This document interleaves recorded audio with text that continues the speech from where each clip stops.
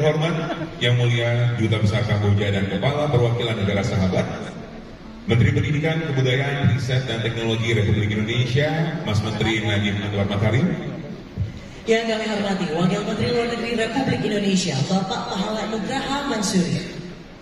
Ibu Maki Katsuno Hayashikawa, Director of UNESCO Multisectoral Regional Office in Jakarta, and UNESCO Representative to Indonesia, Brunei Darussalam, Malaysia, the Philippines, and Timor-Leste.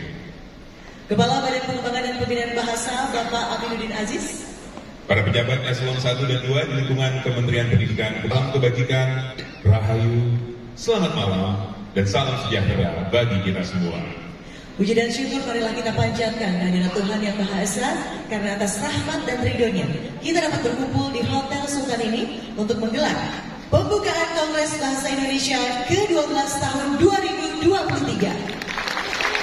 Perkenalkan, saya Aldo Nurana dan rekan saya dapat sekali malam ini. Terima kasih Aldo, saya Widya Saputra, izinkan kami memandu acara pada malam hari ini. Dan untuk mengawali acara, mari kita menyanyikan bersama lagu Kebangsaan Indonesia Raya yang akan dipandu oleh suara pemuda dari SMP Lab School Jakarta.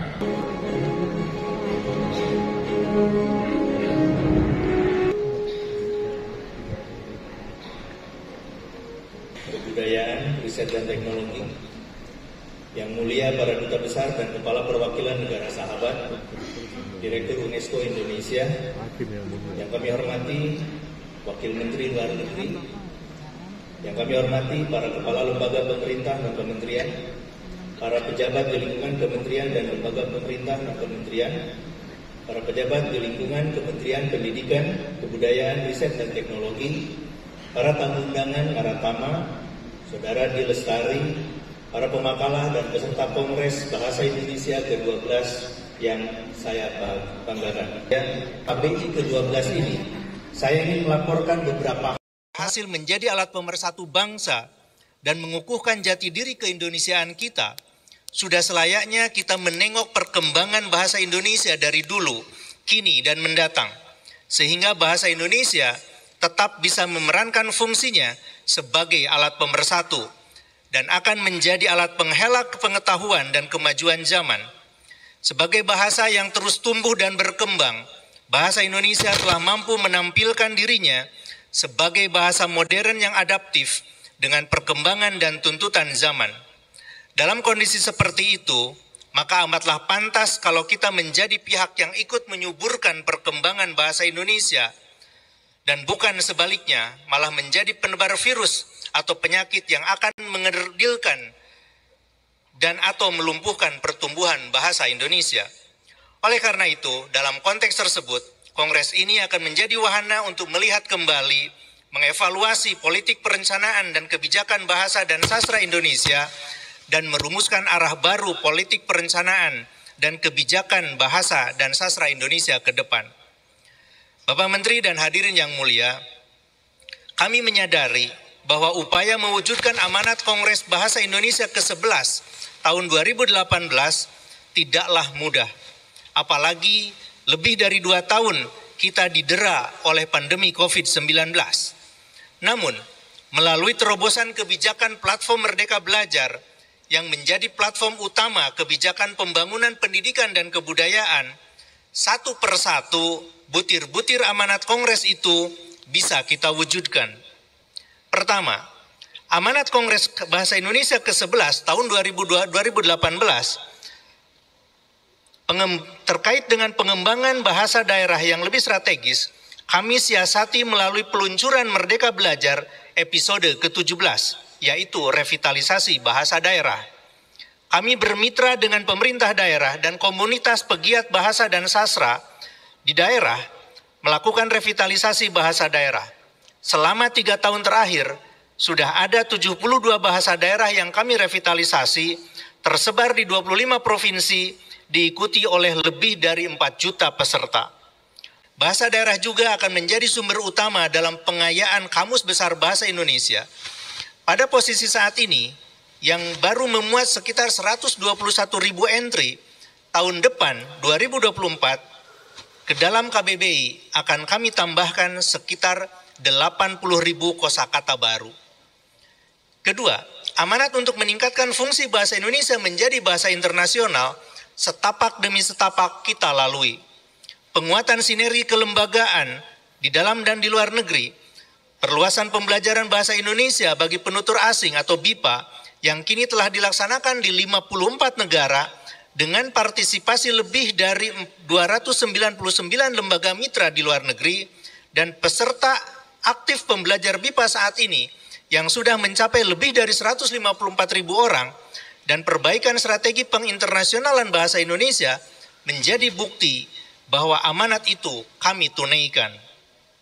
Dalam waktu kurang dari 2 atau 3 minggu ke depan, kita akan menerima hasil terhadap usulan bangsa Indonesia untuk menjadikan bahasa Indonesia sebagai salah satu bahasa resmi dalam sidang umum UNESCO. Apabila ikhtiar ini terwujud, kita layak berharap bahwa bahasa Indonesia memasuki babak baru dalam kancah global, dan hal ini tentu saja memerlukan kerja ekstra yang bukan biasa-biasa saja. Ketiga, perlunya pembinaan literasi kebahasaan dan kesastraan menjadi salah satu isu yang diangkat dalam KBI ke-11 2018. Kondisi literasi yang kerap dilaporkan kurang menggembirakan, seturut dengan hasil berbagai survei, memang terkonfirmasi juga melalui asesmen nasional yang dilaksanakan oleh Kemendikbudristek. Oleh karena itu, untuk memperbaiki kondisi literasi yang belum baik tersebut, kami bekerja sama dengan unit utama lain meluncurkan sebuah program transformatif guna mengatasi kelangkaan buku bacaan bermutu untuk teks pendukung kegiatan literasi. Selain tersedia dalam bentuk daring yang bisa diakses cuma-cuma, 716 dari ribuan judul buku yang telah ada dicetak dalam bentuk cetakan lebih dari 15,4 juta eksemplar dan disebarkan ke lebih dari 20.000 sekolah PAUD dan sekolah dasar di daerah 3T. Ini adalah komitmen untuk memperbaiki kondisi literasi kita melalui Merdeka Belajar episode ke-23. Selanjutnya, kami ingin melaporkan tentang pelaksanaan KBI ke-12 2023 ini dari segi teknis. Communication tools, Bahasa Indonesia and the more than 700 local languages in the country carry a rich heritage tied to diverse worldviews, cultures, knowledge systems. As a linguist by training, I can tell you language matters really. Learning is very much more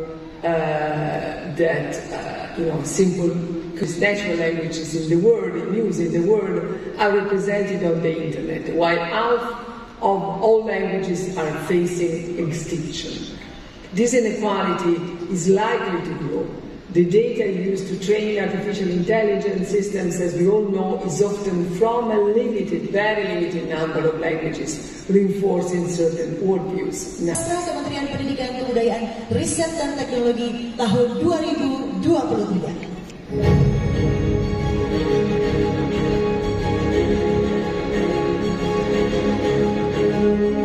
Kategori novel, Zaki Yamani. Kategori kumpulan puisi, Vicky Sulistyo. Kategori kumpulan cerpen, Sony Karsono. Kategori naskah drama, Marhalin Zaini. Kategori kumpulan esai sastra, Nirwan Dewanto.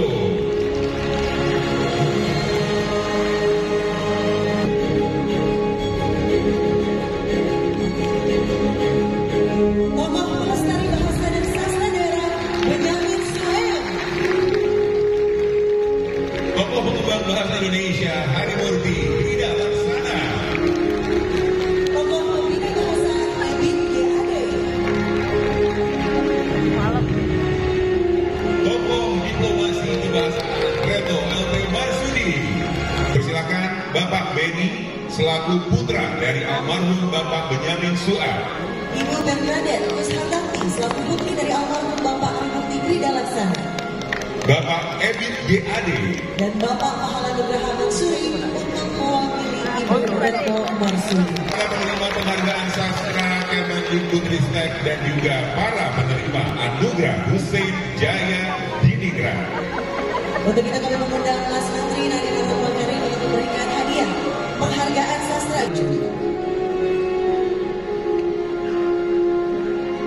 Semoga penghargaan ini tentunya akan memberikan motivasi lebih untuk lebih melestarikan bahasa Indonesia, penggunaan bahasa Indonesia yang baik dan benar.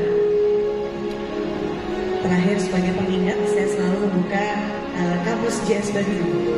Selalu ya, untuk ingat-ingat lagi. Mengingatkan ada KBBI yang ternyata sudah sangat kaya kosakatanya.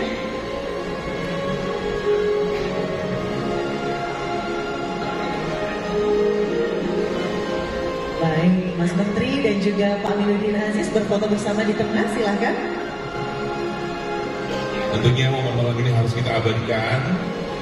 Momen spesial malam hari ini, para penerima penghargaan sastra Kementerian Pendidikan Kebudayaan Riset dan Teknologi dan Anugerah Hussein Jaya Diningrat. Karena saat lagi kita akan membuka Kongres Bahasa Indonesia ke-12 tahun 2023 secara resmi, sekaligus meluncurkan produk 3, 2, 1.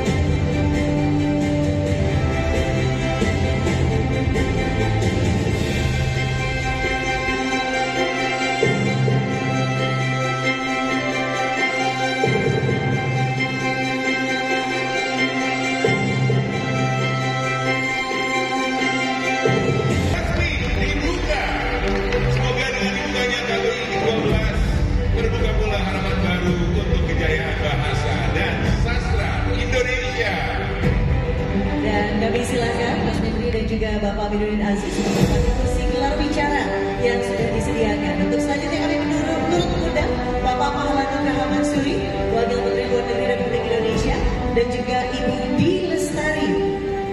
Tentunya untuk bergabung ke atas panggung dan melakukan gelar bicara.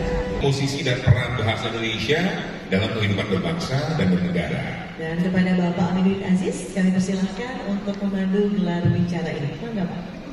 Untuk kampus mengajar program agar mahasiswa bisa 1 semester full menjadi mentor dari anak-anak untuk menggerakkan jiwa literasi mereka, meningkatkan kompetensi literasi anak-anak di daerah. Dan ibu anak mahasiswa yang satu memilih secara voluntary 1 semester untuk di Indonesia.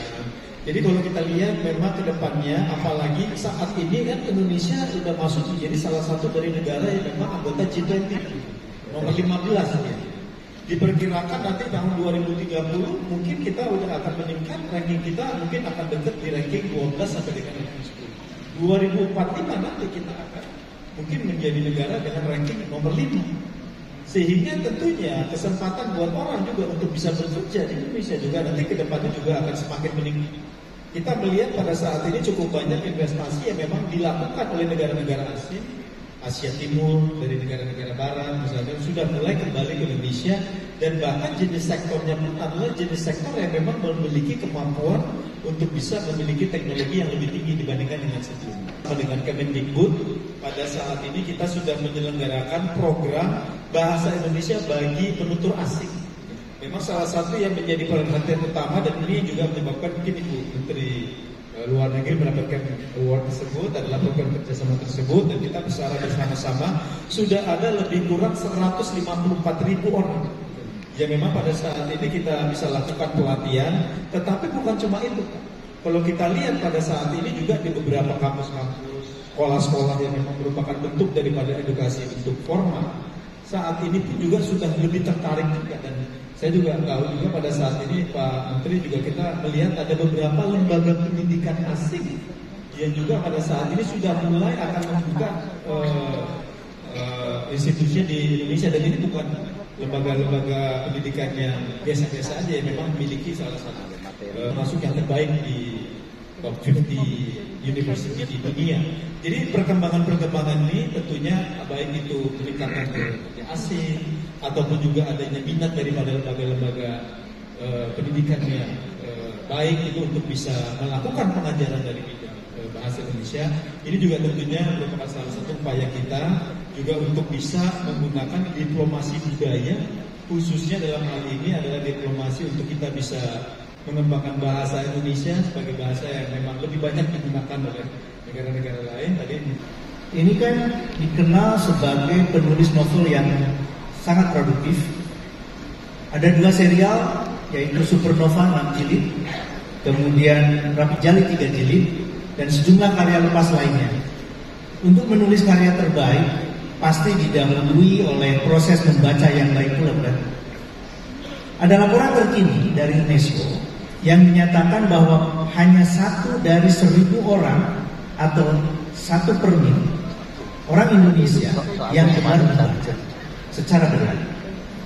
Data Biro Pusat Statistik juga menunjukkan bahwa tingkat kegemaran membaca masyarakat Indonesia pada umumnya adalah 59,52% dengan lama waktu membaca antara 4 sampai 5 jam per minggu. Bagaimana tanggapan Marty? Melihat data seperti itu, kira-kira ini sebetulnya dosa siapa sih? Minat baca itu tugas bersama sebetulnya. Ini adalah upaya kolektif. Jadi tidak bisa kita kemudian meminta pertanggungjawaban satu pihak saja, beberapa pihak saja. Ada yang bilang katanya karena bangsa Indonesia ini memang tidak punya kultur membaca. Kita adalah kultur lisan. Jadi membaca itu bukan satu kegiatan yang membudaya dan inherent di dalam kultur kita. Itu satu. Lalu tentu kita akan bicara akses terhadap buku itu sendiri. Ya, ini mungkin berkenaan dengan penyebaran buku di daerah-daerah, di pelosok dan sebagainya, tingkat pendidikan, tingkat ekonomi, dan juga bagaimana kita kembali ke kebiasaan di rumah. Ya, bagaimana kita kemudian mencoba mengajarkan anak-anak, mengenalkan mereka kepada buku pada usia yang dini, gitu. Juga harusnya menjadi upaya dan tanggung jawab kita. Ini pesertanya semua siap-siap ya, karena kita juga akan bersuap foto. Betul, nanti kita akan berfoto bersama di bawah, akan menghadap ke stage ya. Baik, ada ke panggung, benar, ini Kongres Bahasa Indonesia.